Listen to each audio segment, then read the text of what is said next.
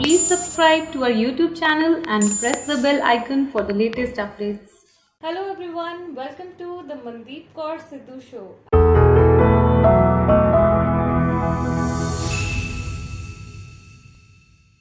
आज हमारे साथ मौजूद हैं वंदना बाली जी। आज हम बात करेंगे रूफटॉप किचन गार्डन्स के बारे में।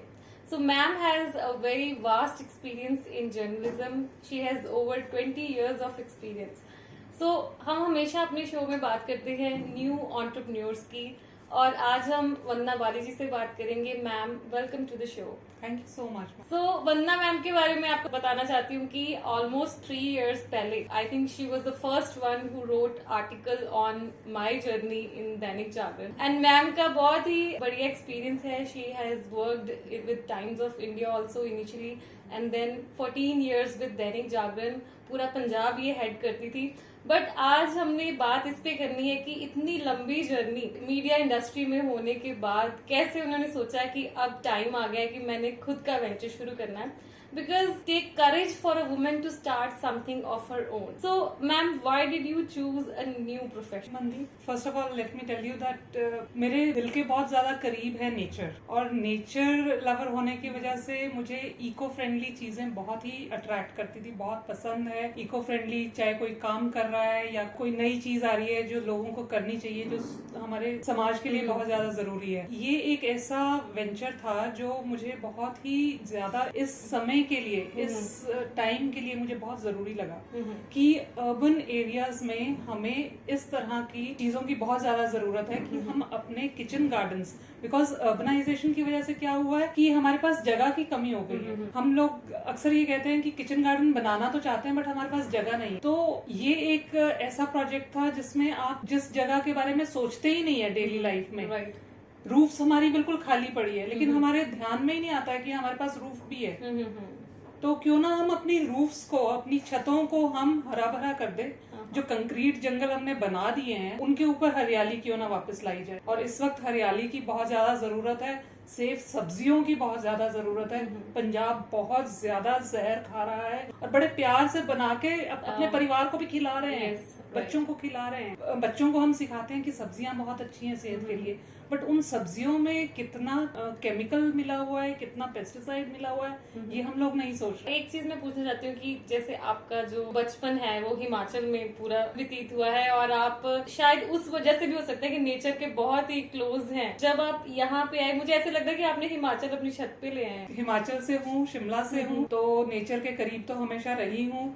कुछ शायद मेरा सनसाइन भी पाइसियन है, इसलिए नेचर लवर उसकी वजह से भी शायद हूँ। बट ये है कि एक सामाजिक जिम्मेदारी जो है वो कहीं ना कहीं उसी वजह से मैं जर्नलिज्म में भी आई थी, और कहीं ना कहीं वो सामाजिक जिम्मेदारी जो है, लोगों के लिए कुछ करना, लोगों की सोच को थोड़ा मैं मॉडिफाई कर सकूं या सोच को उनकी बदल सकूं, उसके लिए मैं हमेशा लिखती भी रही हूं। बट फिर मुझे ये फील हो रहा था कि लिखा हुआ लोग बहुत कम पढ़ते हैं आजकल, तो मुझे यही फील हो रहा था कि प्रैक्टिकली कुछ किया जाए, कुछ खुद करके दिखाया जाए कि सिर्फ लिखना काफी नहीं है, प्रैक्टिकली भी कुछ करना चाहिए और लोगों के लिए एक एग्जाम्पल सेट करना चाहिए, ताकि लोग भी मोटिवेट हों, इंस्पायर हों, और शायद कुछ लोगों के जीवन में ये बदलाव ले आए हम कि वो खुद अपनी सब्जियां उगाने के बारे में सोचे या सेफ वेजिटेबल्स और अपनी हेल्थ के लिए कुछ करें। मैम का ऑरा बहुत ही अच्छा है। जलंधर में बैठे बंदा यहाँ पे इंस्पायर होता रहता है। Why we specifically chose rooftop zone? कोई छोटी सी जगह लेके वहाँ पे भी हम कर सकते हैं। So what kind of example you try to set? Mandeep, इसमें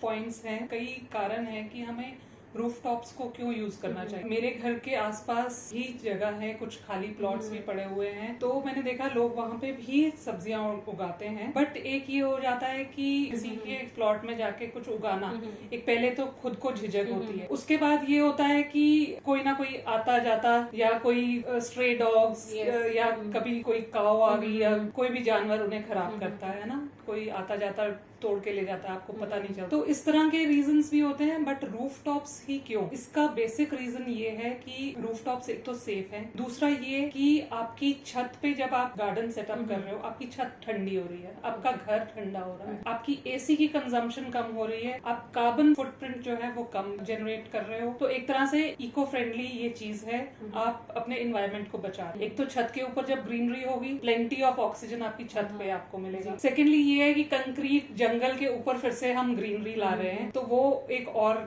प्लस पॉइंट हो जाता है। एक और रीजन बहुत बड़ा ये भी है कि आप देखेंगे जो जमीन पे हम कुछ भी उगाते हैं, एक तो उन पे पेस्ट्स बहुत ज्यादा आते हैं उन प्लांट्स के ऊपर, साथ में वहाँ खरपतवार जो होती है, वीड्स जो होती हैं वो ज्यादा होती है। छत पे जब आप सॉइललेस मीडियम में जब आप चीजें उगाते हो तो उसमें वीड्स बहुत कम होती है, छत के ऊपर पेस्ट्स काफी कम आते हैं कंपैरेटिवली नीचे करते हो ग्राउंड। तो ये भी एक बहुत बड़ा रीजन है। और फिर खाली जगह हमारे पास है छत, तो क्यों ना यूज करें, क्यों किसी और के प्लॉट में हम सब्जियां उगाएं, या अगर हमारे पास बाहर नीचे अगर थोड़ी बहुत जगह है तो उसको ऑर्नामेंटल कर सकते हैं, वहां पे हम फ्लावर्स लगा सकते हैं। और छत पे सब्जियां जहाँ पे कम जाना आना होता है तो वहाँ पे सब्जियां सेफ भी रहे। धूप सबसे अच्छी छत पे आती है, और प्लांट्स के लिए धूप बहुत ज्यादा जरूरी है। कुछ प्लांट्स सिर्फ इस वजह से ज्यादा अच्छे ग्रो नहीं कर पाते क्योंकि सनलाइट प्रॉपर नहीं मिलती। तो छत के ऊपर सनलाइट प्रॉपर मिलती है, अच्छी मिलती है।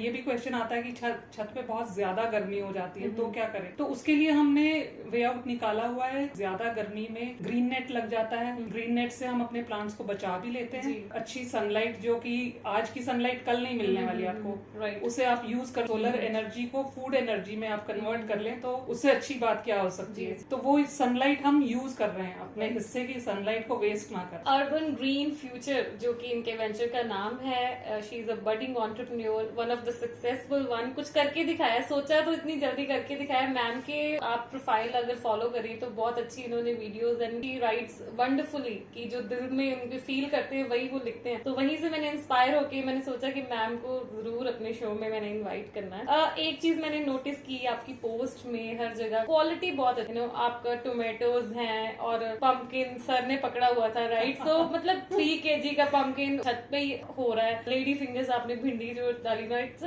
Everything is very very neat, clean, और दिखने में तो दूर से लग रहा था जैसे प्लास्टिक ही होते हैं। Did you find difference between की नॉर्मल हम फार्मिंग कर रहे हैं और छत पे, क्योंकि डेली आप इतने सालों से सब्जी खरीद रही है, right? So what actual difference you found? Farming के डिफरेंस का तो मैं नहीं बता पाऊंगी क्योंकि मैंने दूसरी तरह की फार्मिंग मैंने खुद नहीं की है। बट डेफिनेटली जो हम खरीद के खाते रहे हैं, अब जो हम खा रहे हैं, जो हम सब्जियां अपनी छत पे उगा के वो जब हम किचन में लेके आते हैं, उनको पकाते हैं, उसका taste that is totally different. मतलब आपको लगता नहीं है कि आप घिया तोरी खा रहे हो। और बच्चे भी बड़े खुश होके खाते हैं। जो बच्चे बिल्कुल घिया तोरी पसंद नहीं करते हैं, वो बच्चे भी घिया तोरी खुश होके खाते हैं क्योंकि उसका टेस्ट बहुत डिफरेंट है। और आप जब बनाते हो, एक दिल की खुशी जो है वो उसमें ऐड ऑन कर देती है टेस्ट। अगर हम वेजिटेबल्स की बात करें तो आपकी क्या ऑब्जर्वेशन रही है? कौन कौन सी वेजिटेबल्स जो हैं वो रूफ टॉप पे सक्सेसफुल है? तो रूफ टॉप पे वैसे तो सीजनल वेजिटेबल्स सभी चल रही हैं, सभी अच्छे से ग्रो हो जाती हैं। बट थोड़ी सी लिमिटेशन ये रहती है कि जैसे हमने जो पोर्टेबल फार्मिंग सिस्टम्स जिनमें हम लगा रहे हैं, ये उनमें बहुत लंबी मूली या गाजर, क्योंकि वो रूट्स वाली हैं, वो आपको बहुत लंबी नहीं मिलेगी बट स्टिल अच्छी मिलती है। मूलियां लास्ट ईयर मैंने लगाई हैं, बहुत बढ़िया हुई है। उसका फीचर ये रहता है कि मूली अपनी सरफेस से ऊपर भी उगती है, गाजर सिर्फ नीचे उगती है। तो गाजर हम प्रेफर करते हैं कि हम ऑरेंज वाली जो गाजरें होती हैं छोटे साइज की,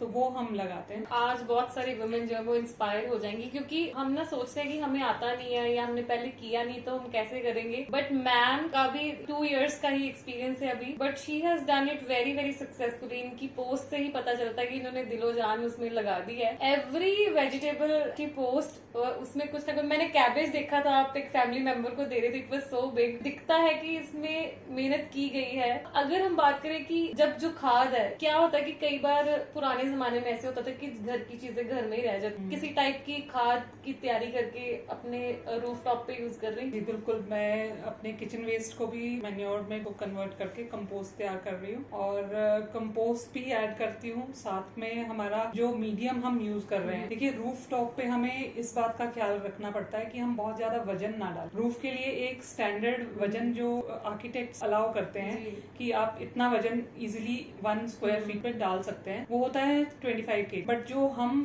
जिस तरह से गार्डनिंग करते हैं उसमें सिर्फ हम 11 kg पर स्क्वायर फीट हमारा का वजन आता है मीडियम का और प्लांट। तो ये भी ध्यान रखते हुए हमने ये बहुत स्पेशल मीडियम एक तैयार किया गया है। और यहाँ पे मैं बताना चाहूंगी ये जो इनोवेशन है ये द लिविंग ग्रीन्स के जो CEO हैं मिस्टर प्रतीक तिवारी जी। ये पोर्टेबल फार्मिंग सिस्टम भी उनकी इनोवेशन है और मैंने उनकी फ्रेंचाइजी ली है। जो मीडियम तैयार हम करते हैं उसमें मैंने अपनी तरफ से थोड़ा मैं ये जो किचन वेस्ट का कंपोस्ट है जी। वो ऐड करती रहती हूँ और बाकी ज्यादा उनका जो ब्रेन चाइल्ड है उसको हम इम्प्लीमेंट कर रहे हैं। मुझे ऐसा लगता है कि जब हम इरिगेशन कर रहे हैं या कुछ भी हम फील्ड्स में कुछ लगाया है तो हम वाटर दे रहे हैं अपने अंदाजे थे कि शाम को उठे चलो दे दिया मॉर्निंग के, तो इसमें तो जगह ही उतनी है और हर प्लांट को आपने स्पेस ही उतनी दी हुई है, तो वाटर कंजम्पशन कितनी सेव हो रही है। ग्राउंड वाटर लेवल भी बहुत ही ज्यादा कम हो गया है और नदियों का तो हाल बुरा ही है। हमने इतना ज्यादा उन्हें पॉल्यूट कर दिया है, पानी जितना बचा है वो भी इतना पोल्यूटेड है कि वो पानी है जब हम अपनी सब्जियों को देते हैं हम फिर से उसमें पता नहीं क्या क्या डाल रहे हैं, केमिकल्स डाल रहे हैं, है ना। हमें पानी बचाने की बहुत ज्यादा जरूरत है। इस सिस्टम के जरिए हम 75% पानी बचा पाते। इसमें हम ड्रिप इरिगेशन सिस्टम यूज कर रहे हैं एंड जो मीडियम हम यूज कर रहे हैं उसकी कंसिस्टेंसी इस तरह की है, में कोकोपीट मिली हुई है। वो कोकोपीट एक कंपोनेंट है सिर्फ, मिक्सचर में काफी कुछ और है, लेकिन कोकोपीट का एक फीचर ये रहता है कि वो पानी को होल्ड करता है। वाटर रिटेंशन पावर उसकी जो है वो बहुत अच्छी है और उसकी वजह से वो नमी बनी रहती है। और फील्ड्स में हम क्या करते हैं, हम पानी को खोल देते हैं और पूरा भरने देते हैं, पूरा बहने देते हैं। वी डोंट केयर कि चलो बिजली मुफ्त की है, पानी चलने दो, मोटर ऑन कर दी तो let it go on and on. हमें उतना ही पानी देना है जितनी जरूरत है। ओवर वाटरिंग से हमारे प्लांट्स को भी नुकसान होता है, उनकी रूट्स गल जाती है। हमारा सिस्टम इस प्रकार का है, हम उसमें से एक तो एक्स्ट्रा पानी जो निकलने की जगह तो है, हमारी कोशिश यही रहती है कि हम उतना ही पानी दें जितना कि प्लांट्स को जरूरत है। हम डेली चेक करते हैं कि कितना जरूरत है भी या नहीं। जैसे आजकल बरसात में दूसरे दिन भी पानी दो तो चल जाता है और कई बार तो हफ्ता भी नहीं देना पड़ता अगर 2-3 दिन अच्छी बारिश हो जाए। तो ये एक टेस्ट हम करते हैं मिट्टी का, लड्डू टेस्ट हम उसे बोलते हैं, कि हम उसको सरफेस से 2-3 इंच नीचे से हम थोड़ा सा मीडियम लेते हैं, उससे अपनी मिट्टी में हम इस तरह बाइंड करके देखते हैं। अगर तो लड्डू की तरह वो बाइंड हो रहा है, पानी अगर निचुड़ नहीं रहा है, सिर्फ लड्डू की तरह बाइंड हो रहा है, तो मतलब पानी की जरूरत नहीं। अगर वो टूट जा रहा है, लड्डू नहीं बन रहा है, भुरभुरी है अगर वो मिट्टी, तब आपको थोड़ा पानी देने की जरूरत है कि वो सिर्फ बाइंडिंग के लेवल तक आ जाए। जैसे पॉट होता है या कोई गमला होता है तो मतलब वो क्या है? कंटेनर है,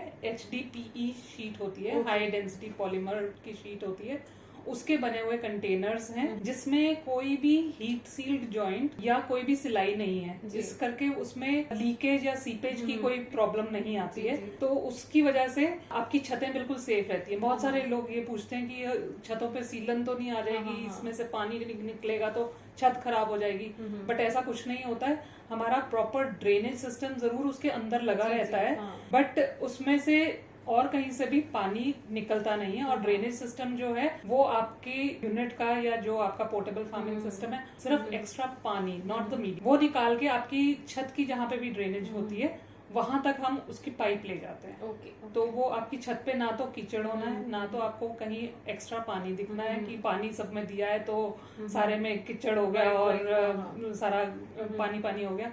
ऐसा कुछ भी नहीं होता है। बिल्कुल neat and clean, scientific, sophisticated, proper way से हम कर रहे हैं। प्लांट्स का ना ऐसे होता है कि हर प्लांट की अपनी रिक्वायरमेंट होती है। किसी को धूप ज्यादा चाहिए, किसी को कम चाहिए, किसी को पानी ज्यादा चाहिए, किसी को कम चाहिए। तो मेरे मम्मा कहते होते कि हर प्लांट की अपनी एक रिक्वायरमेंट है। How do you manage? आपको कैसे पता चलता है कि इसको ज्यादा पानी की जरूरत है, इसको कम की जरूरत है, इसको धूप में रख दूं, या कैसे मतलब वो मैनेज करते हैं? एक्चुअली मनदीप, इसमें ना नेचर ने हमारी बहुत हेल्प, वो सब्जियां ही इस मौसम में लगनी है जिनको इस मौसम के अकॉर्डिंगली पानी मिल रहा है या मिलना चाहिए। तो उसमें हमें इतना कुछ ज्यादा सोचने की जरूरत नहीं पड़ती है। बस ये हमें पता होना चाहिए कि ये सब्जियां सर्दी में ही चलनी है, ये सब्जियां गर्मी में चलनी है और ये बरसात सीजनल में जाएं तो आपको इतना ध्यान नहीं रखना। बिल्कुल बिल्कुल। ये जब हम प्लांट्स एक जगह पे, जैसे आपके आसपास इतने सारे घर होंगे, आपका पूरी छत ग्रीन है, ठीक है, आप वहाँ पे विजिट कर रही हैं बार बार, ऐसा कुछ आपको फील हुआ कि डिफरेंट काइंड ऑफ बर्ड्स आपके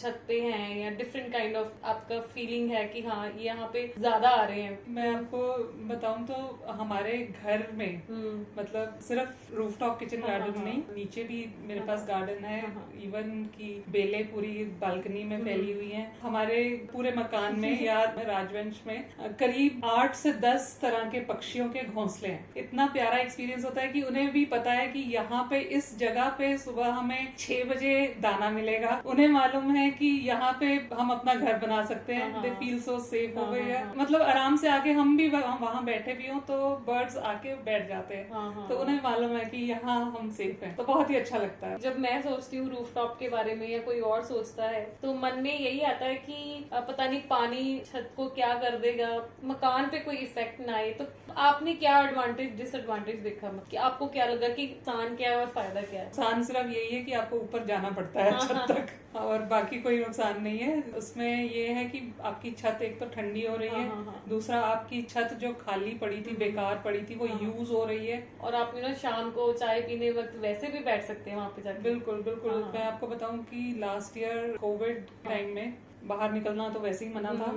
बाय चांस अनफॉर्चुनेटली मेरे हस्बैंड को और मुझे कोविड हो भी गया था, हॉस्पिटलाइज हुए मेरे फादर इन लॉ, तो आ गया घर में। बस उस दौरान जब वो आइसोलेशन में थे मेरे हस्बैंड, तो best place to relax, best place to come out कि वो रूफटॉप पे चले जाते थे। और रूफटॉप किचन गार्डन में बहुत बढ़िया ऑक्सीजन, वहां पे वॉक करो, एक्सरसाइज करो, डीप ब्रीदिंग करो, तो बेस्ट प्लेस थी वो उनके लिए उस टाइम पे। बस वेजिटेबल्स ही हैं कि फ्रूट्स या हर्ब्स, श्रब्स, ऐसी मेडिसिनल प्लांट्स ये भी इंक्लूड किए आपने? ये भी मैंने लगाया हुआ है घर पे। फ्रूट्स की भी कोशिश रहती है कि मैक्सिमम फ्रूट्स भी हम लगाएं। और ये शौक अभी का नहीं है, मैंने अपने बच्चों को शुरू से मतलब उनके बर्थडेज पे प्लांट्स मैं लगवाती रही हूँ। जो अभी अशोका ट्रीज हमने लगाए तो वो बड़े बड़े हो चुके हैं। मेरे बेटे ने, हम लोकार्ट लेके आए तो उसने वो बीज कहीं बो दिया था, और वो हमने निकाल के प्लांट जब बन गया तो हमने बाहर सो कर दिया।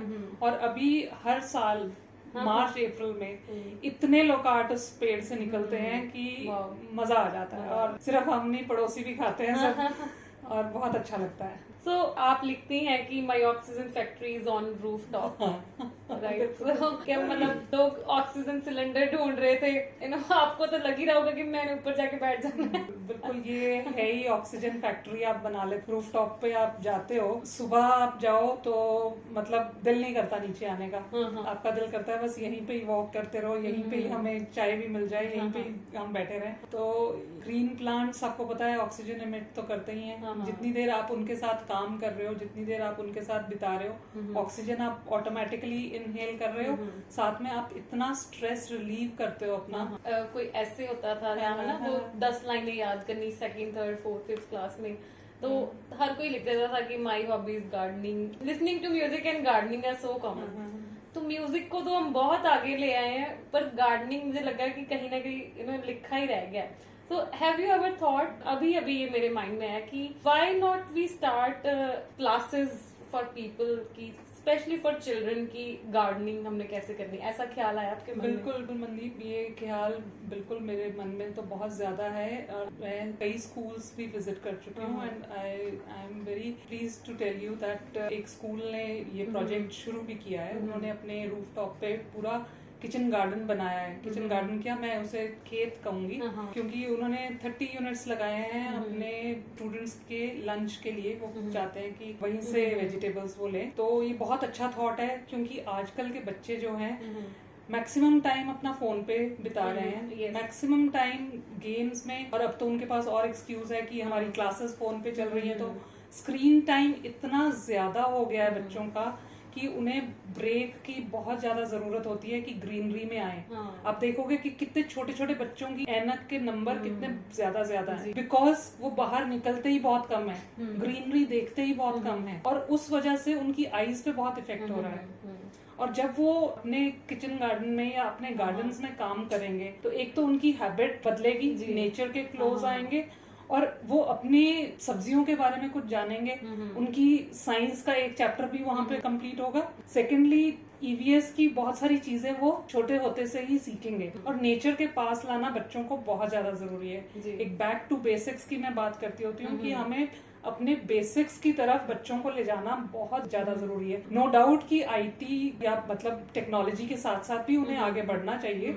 जो कुछ हो रहा है, डेवलपमेंट हो रही है, आगे बढ़ें, उसे भी सीखें, बट अपना जो बेसिक्स हैं उसे नहीं छोड़ना चाहिए। मेरे मन में ये क्वेश्चन आया कि जो रूफ टॉप पे सिस्टम लगाया हुआ है कि अगर किसी के पास जगह हो, ठीक है, जैसे आप मेरे ऑफिस में देख रहे हैं कि सामने लॉन बना हुआ है, हाँ। तो वहां पे व्हाट डू यू सजेस्ट कि सीधा सॉइल में चीजें लगाए कि सिस्टम वही लगा सकते हैं जो ऊपर लगाया हुआ? अगर आपके पास जो जगह है वहाँ की सॉइल आपको मालूम है कि आपने कोई इसमें केमिकल्स नहीं डाले हैं पहले, तो आप डेफिनेटली आप सॉइल में करें। That is also very good. उसमें हम खाद मिलाएंगे और उसमें प्रॉपर, उसमें भी ड्रिप इरिगेशन सिस्टम्स लगते हैं, और उसको भी सिस्टमैटिकली तरीके से करें। पर सॉइल में काम बढ़ नहीं जाता? इसमें मुझे लग रहा है कि आपका जो रूफटॉप बड़ा ऑर्गेनाइज्ड वे से है कि इतना ही सेटअप है, इस पे यही करना है। बिल्कुल, उसमें काम थोड़ा सा बढ़ तो जाएगा। और उसमें सॉइल में ये भी होता है कि सॉइल जो नेचर है वो बहुत थोड़ी सख्त हो जाती है पानी से, और जो ये सॉइललेस मीडियम है ये बहुत नरम रहता है, बहुत सॉफ्ट रहता है। तो उसमें थोड़ा सा तो वो